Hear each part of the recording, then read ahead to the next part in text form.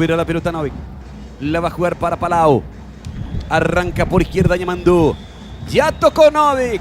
Su majestad del fútbol pone frente a frente a Cerro Porteño Deportivo, campeón del partido que cierra la 10ª fecha del campeonato.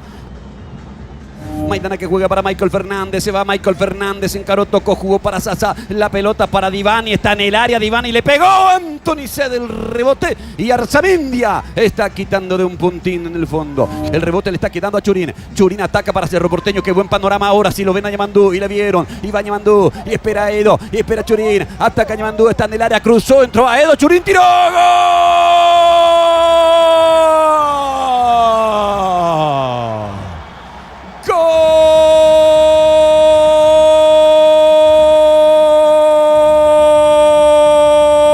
Cerro Porteño. Diego Churín y su reencuentro con el gol. La comenzó él. Ñamandú apareció por lado derecho, participó a Edo, definió Diego Churín y el Ciclón aquí en la Nueva Olla pasa a ganar el partido por 1-0. La pelota de Marcos Cáceres, Raúl que la levanta, que la pone al área, va a buscar Churín, Churín que la baja para Edo, Edo que la desvía para Topo, giró Topo, Topo que toca, Ñamandú que tira, Joel, voló, tocó, córner, le pegó Ñamandú, va Edo, marca Villamayor y va Edo y gana Edo dentro de la media luna, giró a Edo para Novik, solo Churín para el gol, tiró en el travesaño.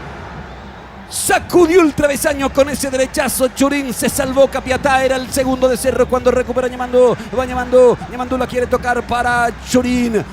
Rebota en Marcos. La saca Churín. Churín para Edo. Va Edo. Sigue a Edo. La metió para Churín. Y viene el segundo para Cerro Porteño. Solito Churín. Encara a Silva. Churín amagó. Escapó Churín.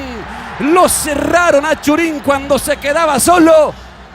Increíble lo que se perdió Cerro Porteño, no pudo rematar Churín.